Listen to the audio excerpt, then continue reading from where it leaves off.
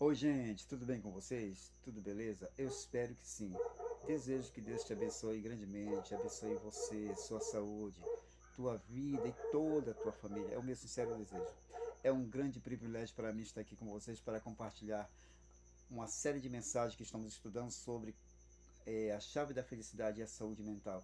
Já estudamos muitos assuntos relacionados à saúde mental.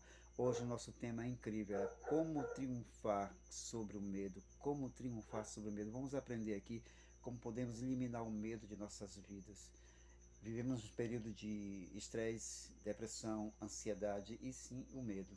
Então é uma lição maravilhosa, uma mensagem maravilhosa. Hoje nós vamos tirar lições que poderão nos ajudar no nosso dia a dia, como triunfar sobre o medo. Que Deus te abençoe grandemente. E tenho certeza que você vai gostar muito da mensagem de hoje. Eu gostaria de iniciar a mensagem de hoje dizendo para vocês que já estudamos aqui sobre as emoções, como, por exemplo, nós estamos aqui sobre os complexos e conflitos na vida, o que eles provocam ali na nossa vida. Nós vamos estudar agora a emoção primordial, ou seja, o medo.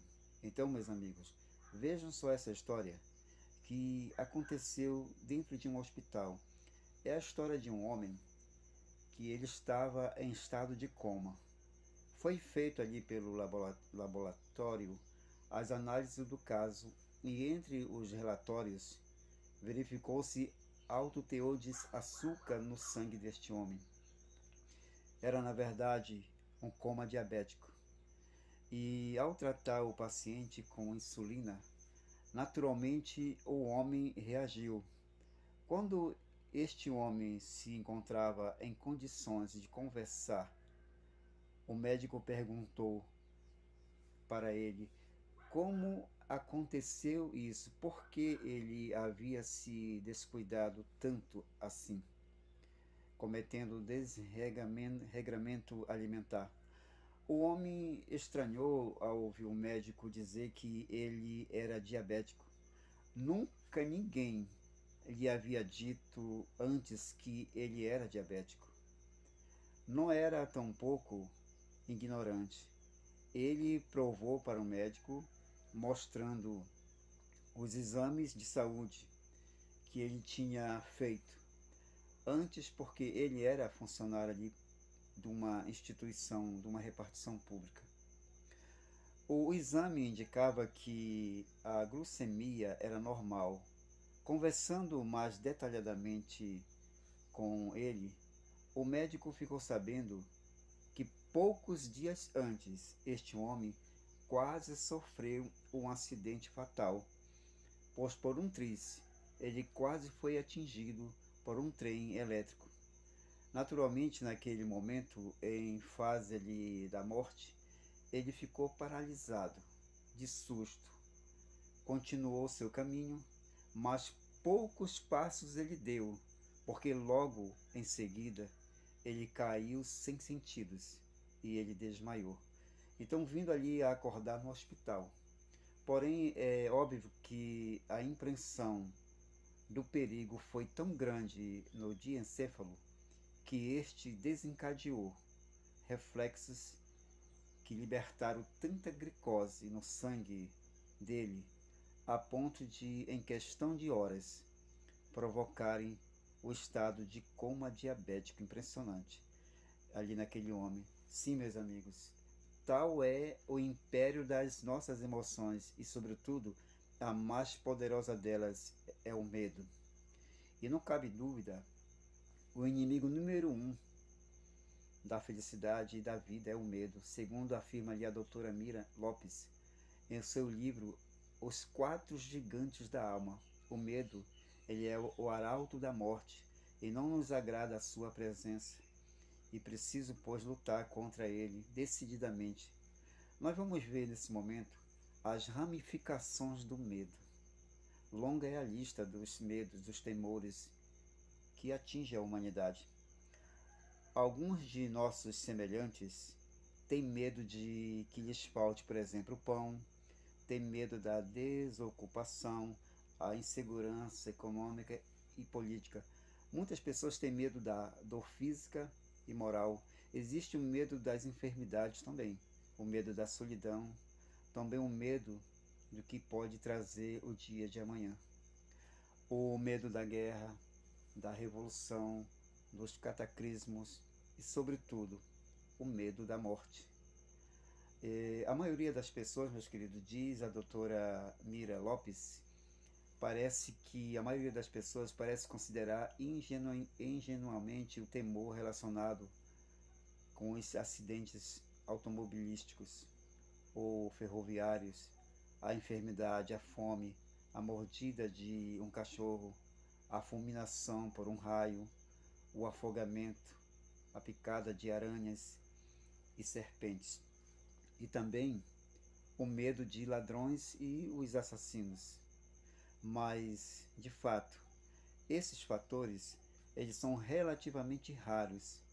É evidente, meus queridos, que haja coisas que são de temer, porém, como causas de temor, realmente poucos se encontram num homem normal. Quando se investiga atentamente, podemos ver que o temor, tal como acontece diariamente na vida de todos em geral, provém de uma série de causas completamente diferentes. É mais provável que se deem esses casos, por exemplo, o temor de desagradar, o temor do ridículo, o temor de molestar, o temor de não ser compreendido, o temor de sentimentos e o temor de desapropriação, o temor do sarcasmo, o temor de ser dominado, quem sabe, o temor da solidão.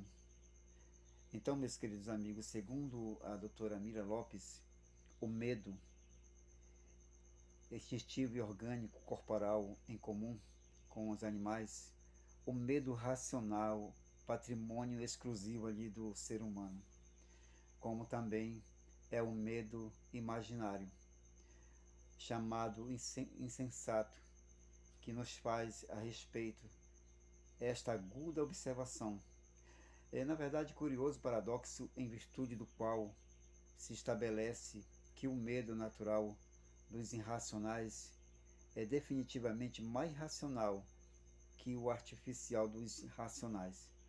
Com efeito deste medo artificial deriva aí uma verdadeira legião de fobias e medos, e ante os quais a pessoa se sente incapaz para reagir, mesmo quando reconheça a falta de fundamento dessa incapacidade.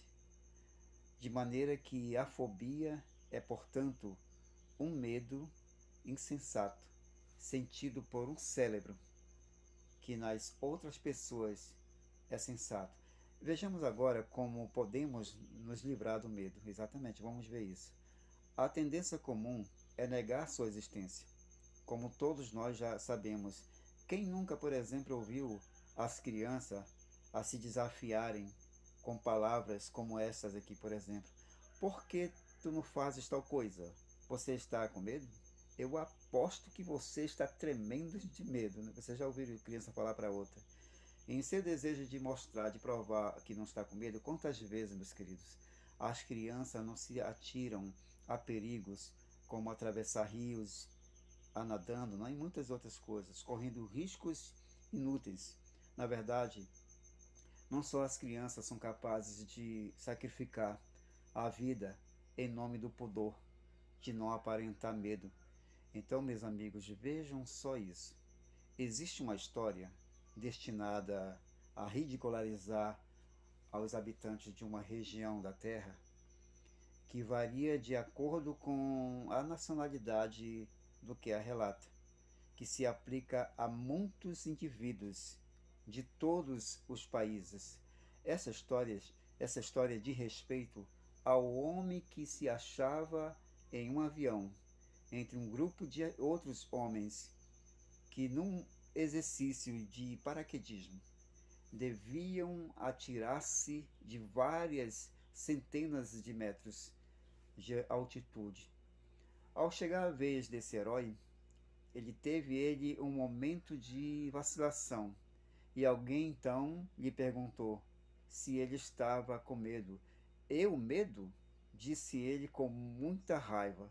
E em seguida, vejam só, este homem, para mostrar que não tinha medo, tirando violentamente o paraquedas, ele arremessou-se de cabeça no vácuo.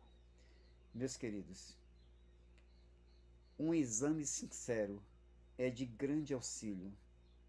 Segundo a psicologia moderna, longe de negar que tem medo, a primeira coisa que a pessoa deve fazer é confessar a si mesma, com toda a franqueza, que tem medo.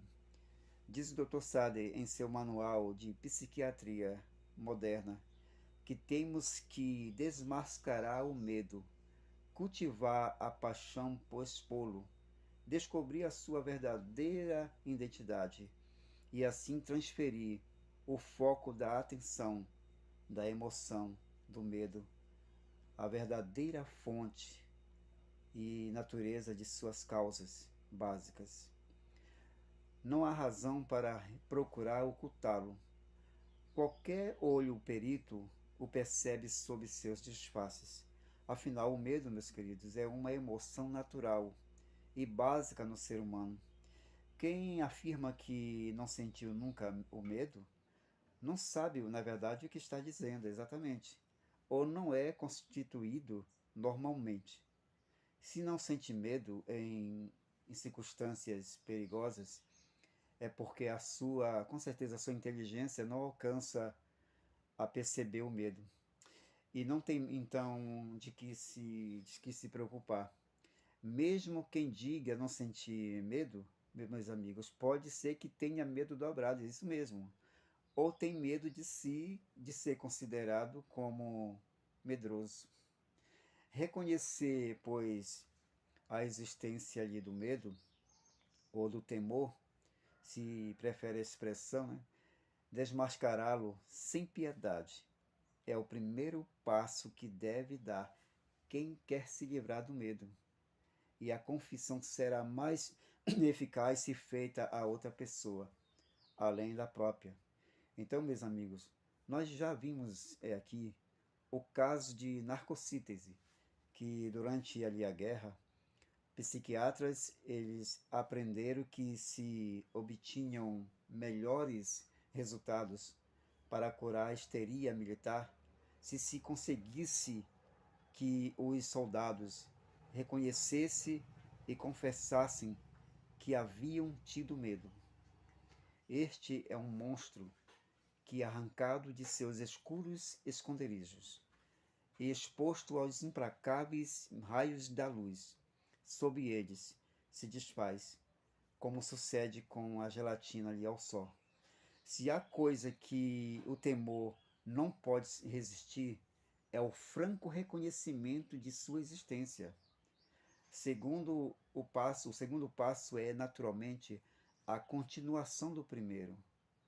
Não basta, meus amigos, reconhecer a existência do medo, meus queridos, em ímpeto de sinceridade.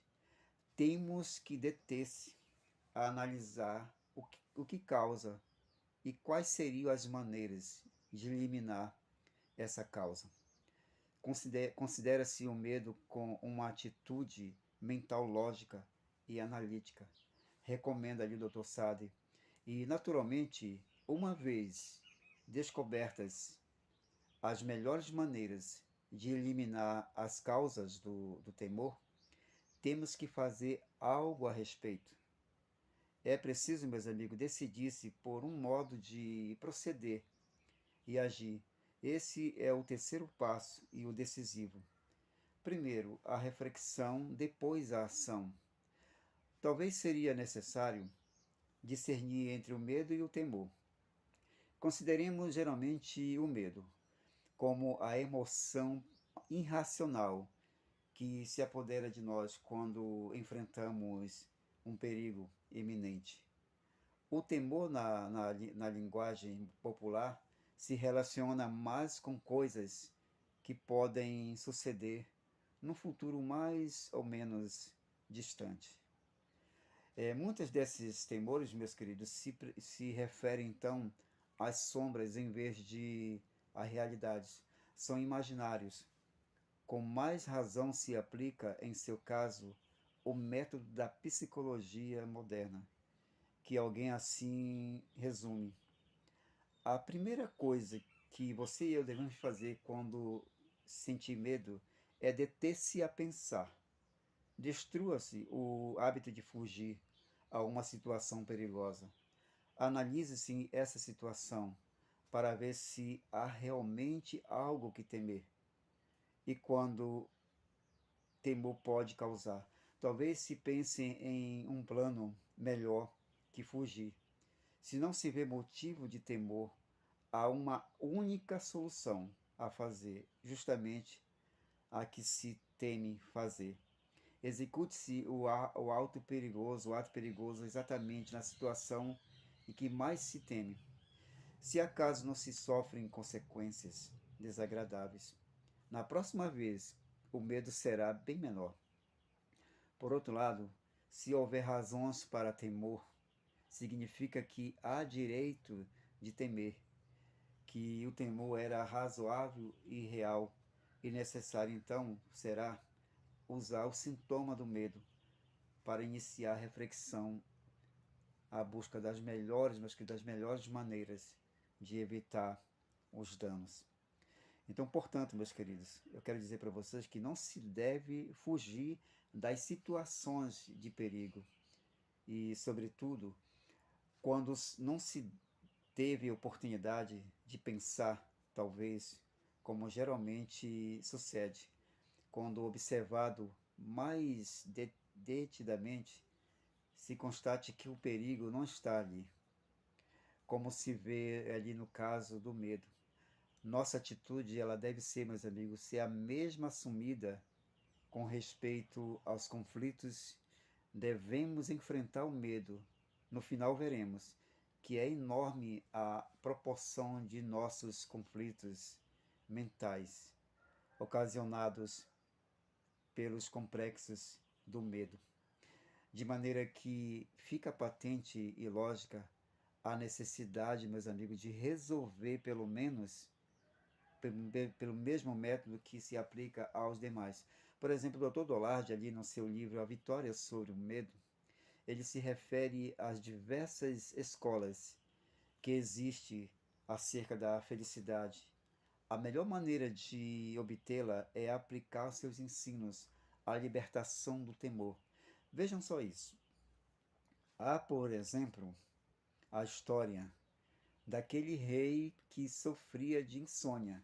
Ele vivia descontente, a quem recomendaram que, para se curar ele da insônia, ele devia vestir a camisa de um homem feliz.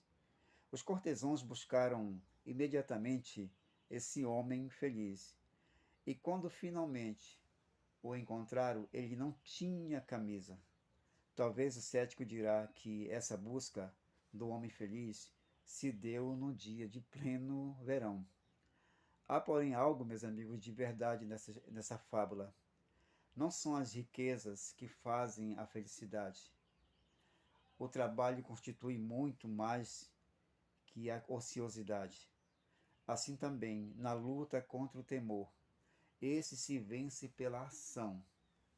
Conta-lhe, por exemplo, Dr. Lin, em seu livro A Redescoberta do Homem, ele conta o caso de um homem de 56 anos, que depois de trabalhar 3 décadas completas para certa empresa, foi aposentado e começou a aborrecer-se e a retrair-se, não só com os familiares, mas com seus amigos e conhecidos. Antes dos 6 meses, ele era um poço de temores, uma pessoa quase desesperada. Recomendou-lhe então que ele saísse e fosse visitar um paciente que vivia distante, ali no interior. Sem quase perceber, ele viu-se atraído pelos trabalhos ali na granja. Ele foi se dedicando cada vez mais ao trabalho e antes de meio ano, este homem estava curado de todos os seus temores. Isso mesmo. Ele havia recobrado sua alegria costumeira. Um outro exemplo de como a ação ela dissipa o medo e a amargura é o caso de um casal que perdeu uma filha de 15 anos. O trabalho do esposo mantinha ele ali ocupado e no equilíbrio mental. A mãe, porém, tendo muito tempo livre, se afligia demasiado e a melancolia dominava cada vez mais. Ela finalmente adotou duas crianças e teve que se preocupar com muitas coisas. Adquiriu hábitos que consumiram energia física e se ela pensava algumas vezes ali nas filha falecida, as imagens de suas recordações constituíam um tesouro precioso em vez de um amargo tirano. Há outra escola, meus queridos, que chamaríamos de escapismo. Se você não se sente feliz no lugar, procure outro, tanto na busca de felicidade como na luta contra o medo. Esta é a filosofia do covarde. Não pode ter êxito, porque ninguém pode, meus queridos, fugir de seus medos, não pode fugir de si mesmo. Sempre que sentimos forte prejuízo emotivo em nosso pensar sobre qualquer assunto, temos um complexo. Aonde quer que vá, o homem levará as suas emoções e seus complexos, não é verdade? Vale dizer aqui seus medos, né? E temores. A única escola, meus amigos, que se apresenta sã é a que nos aconselha: enfrente a vida, empenhe-se a cada uma das suas situações. Uma a uma, resolva elas. Esta é a escola dos que se voltam e enfrentam. É a única escola que nos pode libertar do temor e ajudar-nos a alcançar a felicidade. Então, meus queridos, eu quero dizer para vocês que a ausência do temor é a melhor garantia de felicidade. De fato, a felicidade ela pode definir-se negativamente com o que fica arruinado pela ansiedade. Se há pouco temor, todos os anelos físicos e espirituais, eles podem ascender à altura criadora e achar sua libertação culminante. Se há muito temor, que tende a suprimir os desejos positivos e evitar os meios de satisfazê-los. Então, meus queridos amigos, eu quero dizer para vocês que o medo não é sempre um inimigo como acreditam muitas pessoas. Exatamente. Com frequência, nos torna inteligentes e astutos e férteis em recursos. Por exemplo, aquele que não tem medo, que não tem nenhum medo, pode conduzir-se estupidamente e expor-se a um dano real. Vamos dar um exemplo aqui. O homem que não tem medo, por exemplo, dos fios de alta tensão, se eletrocutará, possivelmente, algum dia. O soldado que se vai arrastando para uma posição inimiga deve ter muito cuidado, a fim de não ser alvejado pelas balas do inimigo. A mulher que desafia ali os costumes de sua comunidade deve sofrer sua vingança em forma de mexericos e isolamento. Em cada caso ali, o temor nos evita castigos. Os que não temem o perigo real sofrem danos, com certeza. Há um ponto em que a reação ao temor é a mesma, trata-se de um temor real ou imaginário. É necessário, meus amigos, afastá-lo mentalmente. Tão perigoso é ignorar os sintomas do temor real, como é reprimir a ansiedade irreal. Voltar a enfrentá-lo é a regra em cada caso, como no caso, por exemplo, dos conflitos que nos ocasionam outros complexos. E às vezes é conveniente anotar por escrito todos os fatores do problema que nos inspira medo. Especialmente imprescindível é salientar a necessidade de saber reconhecer os primeiros sinais de perigo, apesar do conveniente que é fazer isto. São muitos os que procuram escapar à percepção do perigo. Os zoólogos dizem que o avestruz ele não oculta a cabeça sobre a areia quando se aproxima o perigo, como é dito geral. Provavelmente tenham razão os zoólogos, mas se os avestruzes não fazem essas coisas, as crianças assim se comportam e outras pessoas adultas também. Vejam só isso. Certa vez uma criança de 2 anos pôs a cabeça entre os joelhos ao ver a mãe aproximar-se dela para repreendê-la. E muitos adultos hoje seguem a mesma tática. Talvez fugirão literalmente de uma situação desagradável que deveriam enfrentar. Mais tarde, talvez se embebedem para esquecer mágoas e as reações que poderiam ser úteis para resolver o perigo. Trato de consolar-se falsamente e de convencer-se de que não há perigo. Nenhuma dessas táticas, meus queridos, dá o resultado ideal. Deve-se concentrar a mente nos sinais de perigo e dedicar cada sentido para reconhecer todo o seu significado. Isso é muito importante. O conhecido se teme menos do que o desconhecido. Às vezes, o veneno do medo, que infunde uma situação perigosa, fica eliminado ao comparar o que se considera perigoso com algo que está perto e nos é familiar. Com frequência, as situações perigosas são aquelas em que não sabemos o que sucede. Estamos expostos ao temor do desconhecido. Se o desconhecido passa a ser conhecido e familiar, recuperamos certo senso de controle, não é verdade? E segurança. Isso é ilustrado ali no caso de uma mulher. Essa mulher ela viajava de avião a primeira vez, justamente num dia em que o ar estava agitado e o avião jogava ali, balançava bastante. Frequentemente entrava em vácuos. Cada vez que isso sucedia, aquela mulher ela reagia como se aquelas quedas fossem o princípio de uma catástrofe. E ela dava sinais de terror. Acontece, meus queridos, que ia ali naquele avião como passageiro um piloto de experiência que se pôs a explicar à pobre senhora a razão daqueles fenômenos.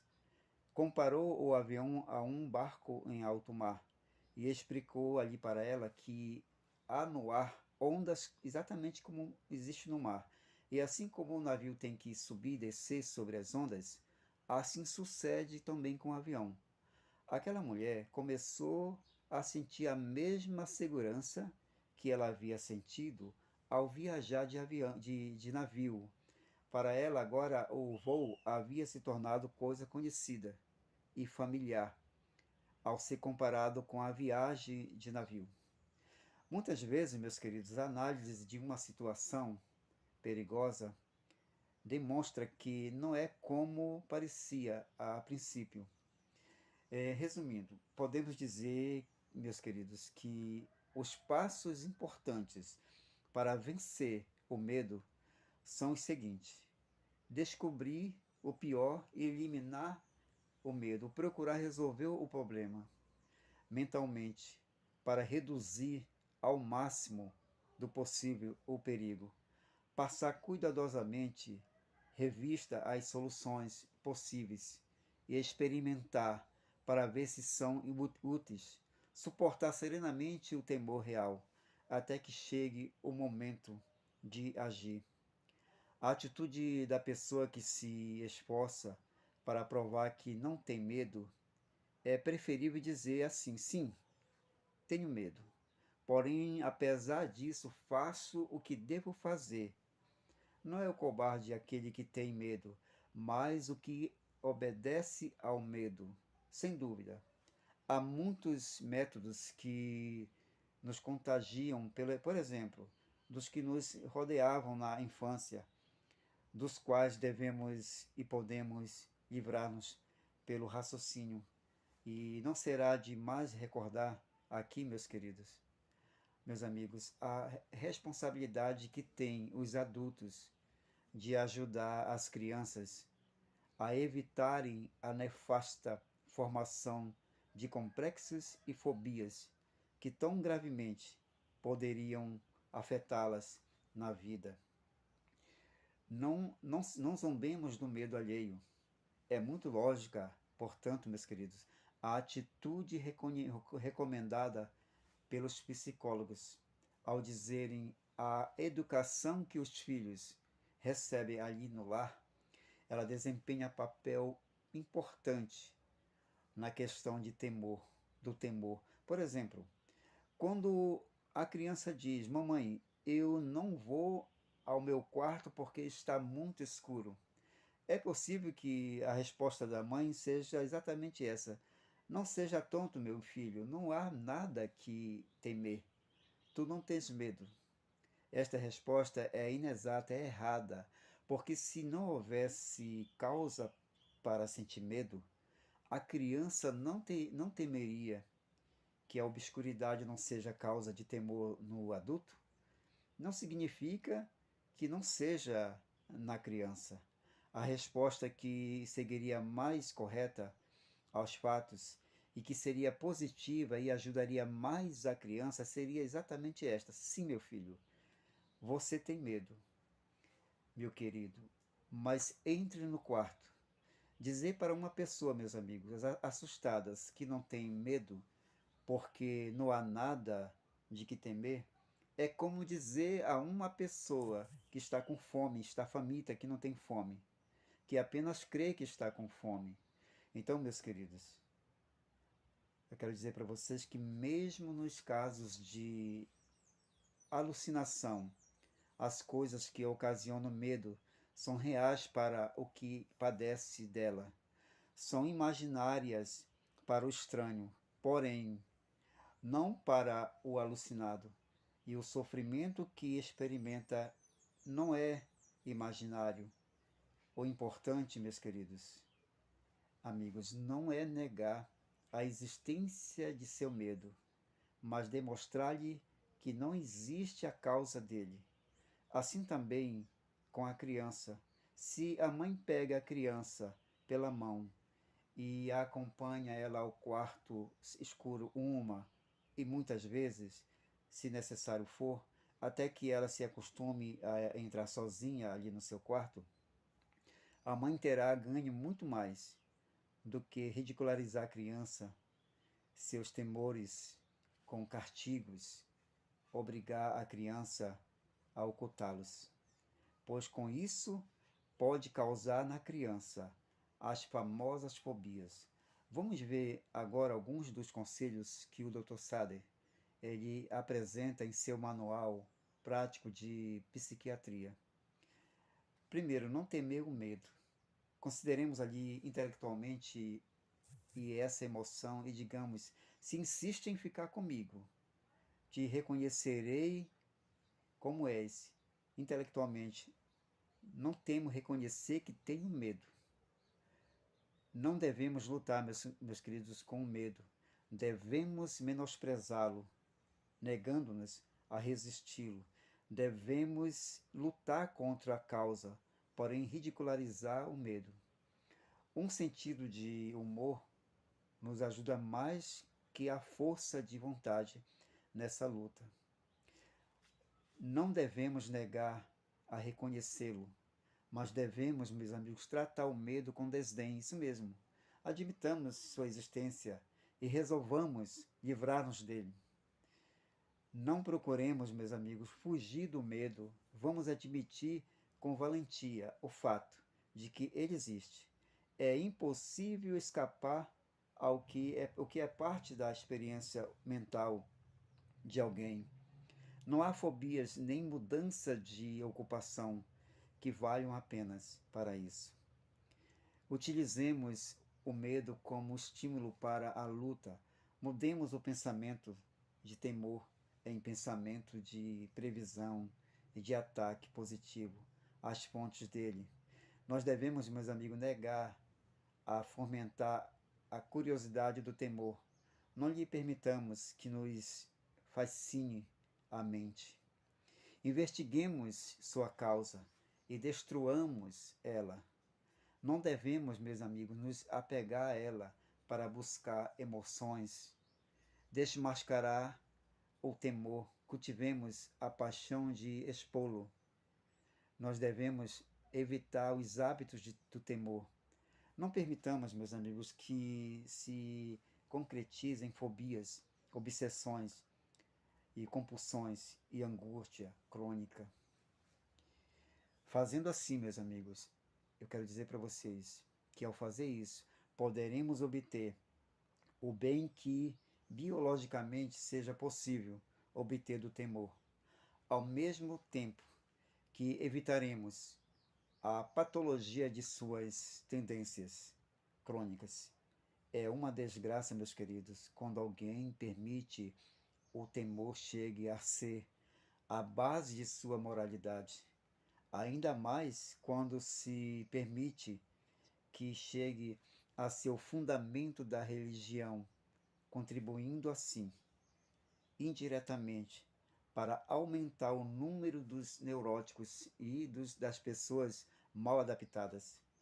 Em toda a educação das crianças, o temor deve reconhecer-se como uma técnica inferior para a disciplina e o controle. É muito importante a necessidade de ação, o bem que é possível obter do medo. Ele consiste em ser ele a maneira de que dispõe a natureza para alertar-nos em fase do perigo. Se completa o processo natural, desencadeiam-se energias para lutar. Voltaremos ao assunto de como é melhor dedicar estas energias. O certo é, meus queridos, entretanto, que devem ser usadas. A ação é o segredo para triunfar sobre o medo, isso mesmo. Mesmo a ação estúpida é melhor que a inação. Isso se comprova, por exemplo, num incidente relatado ali pelo Dr. Lin, que diz que na busca da felicidade é preciso usar os pés mais do que a cabeça. Vejam só essa história. Havia em certa cidade um homem obcecado pela ideia do suicídio. Sua desesperação era produto de seu costume de pensar muito e agir pouco. Ele ficou sem paciência, porque o programa de recuperação era longo, fazer carreiras pedestres. Então disse-lhe o psicólogo: corra até cair de cansado. Se você deseja suicidar-se, faça isso de forma heróica e original. O homem seguiu o conselho ali do psicólogo. Provou as corridas e não se suicidou com elas, mas passou a sentir-se melhor, passou a ser animado. Ele ingressou em um clube atlético e, à medida que ia melhorando no moral, também se via mais capacitado para desempenhar seu posto que era de caráter sedentário e intelectual. Então, meus queridos amigos, mesmo no que se refere a ver-nos livres dos temores, a felicidade é questão de harmonia entre nossas diversas faculdades.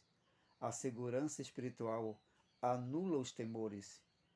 Os temores não vêm por casualidade, desenvolve-se pela práticas.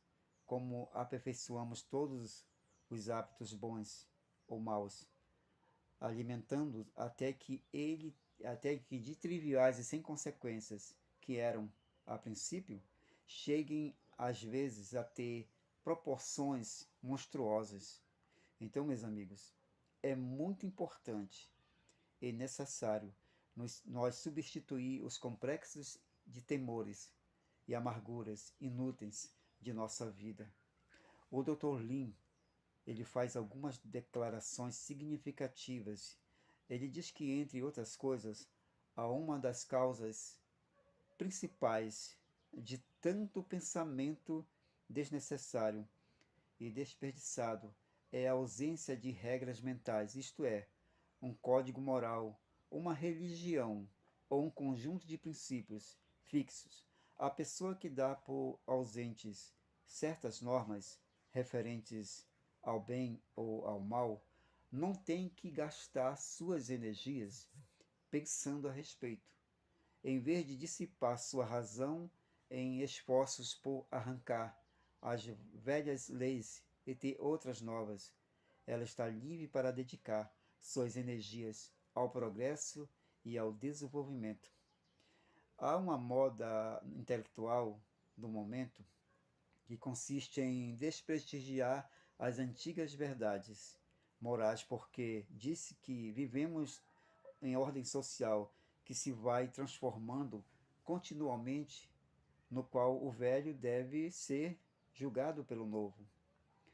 O desprezo popular às antigas verdades e às normas morais criam inevitavelmente conflitos internos no indivíduo, choques entre grupos e nações, incertezas geral, até temores, meus amigos, crescentes. E há na vida certas crenças que são mais elevadas e mais importantes que os processos superiores ali do pensamento, que libertam as energias para a ação harmoniosa. Então, meus queridos amigos, o mal é a origem do medo, exatamente. A dúvida pode chegar a ser uma das piores formas do medo, porque faz presa das dificuldades mais elevadas do ser humano. Enquanto a dúvida se limita a uma operação da mente que se nega a aceitar uma impressão ou uma crença sem examiná-la primeiro, e desempenha ali papel salutar. Mas quando rechaça todo o pensamento positivo, quando nos impede de fazer atos de fé que a vida requer para ser digna de ser vivida, a dúvida, meus amigos, é comparável a um câncer mental que consome as forças vitais do espírito. Deve ser extirpada, eliminada, afinal. Nunca poderemos explicar todos os mistérios. Temos suficientes evidências de que este mundo e o universo são regidos por uma vontade superior à nossa em inteligência e em amor. Tenhamos fé, isto é, a confiança nessa inteligência e avancemos para o destino sublime que nos está reservado. Isso explica verdadeiramente em colocar nossa vontade em harmonia, meus queridos, com a grande vontade de Deus que rege o universo. Muitas vezes a dúvida, meus queridos, surge do testemunho que nos dá a nossa consciência de que não andamos no caminho reto. E muitos outros tremores nascem também deste sentimento. Não nos esqueçamos, meus amigos, de que se alguma vez temos estado em paz com Deus e temos perdido essa doce sensação, não é porque Deus haja mudado. Nós é que temos permitido que algum pecado nos separe de Deus. Devemos, meus amigos, eliminar este pecado de nossas vidas, pedindo humildemente perdão ao nosso Pai Celestial. E se nós abandonarmos toda a má prática, voltaremos a gozar sua comunhão e sua paz. A doutora Mira Lopes, ela diz que as Sagradas Escrituras, vejam só, afirmam que no começo Deus fez o temor, com o que vem a expressar que o medo é tão antigo como a vida mesma. Realmente, o que se declara ali, criado por Deus no começo, são os céus e a terra. Ainda que o medo apareça também nas primeiras páginas do livro de Gênesis, porém, depois que entrou o pecado no mundo, Adão disse para Deus: tive medo.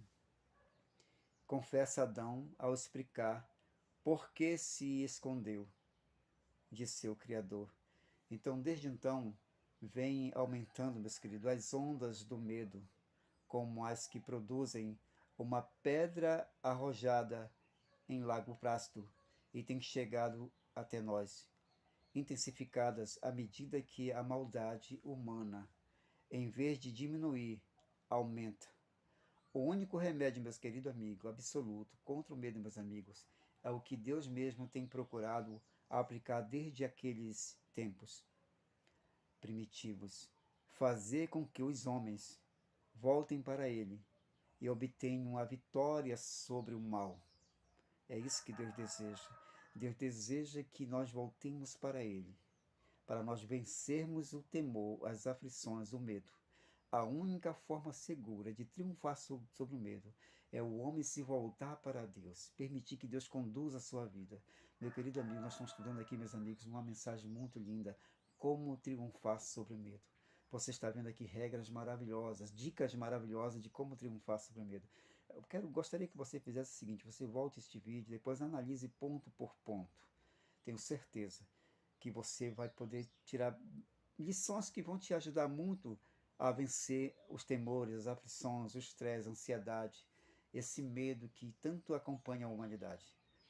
E sempre eu gosto de dizer para você, se você está passando por algo que está sendo difícil de resolver, alguma coisa que está causando medo, confia nesse Deus maravilhoso, confia no nosso Deus Criador, que Ele tem a resposta para tudo. Qualquer coisa que está acontecendo aqui, na sua mente, no seu coração, entrega a Deus, confia nele. Diz para ele, Senhor, para mim parece impossível, mas eu confio que tu pode me ajudar. Meu querido amigo, eu desejo grandemente que Deus abençoe você, que Deus abençoe a tua vida, a tua família, a tua saúde, tudo que estiver acontecendo. Conversa com Deus, entrega e confia que Ele está com você. Que essa mensagem seja de grande utilidade para a tua vida. E eu gostaria de aproveitar o privilégio aqui, se caso essa mensagem está sendo útil para a sua vida, e você gostaria de ouvir mais mensagens, eu gostaria que você se inscrevesse no meu canal e ativasse ali o sininho e desse joinha, porque é dessa forma que o YouTube vai sugerir mais mensagens. E que Deus abençoe grandemente você. É o meu sincero desejo. Gente, um grande abraço e até o nosso próximo encontro. Fique todos com Deus. Valeu, tchau, tchau. Adeus, gente. Tchau, tchau. Até mais. Amém.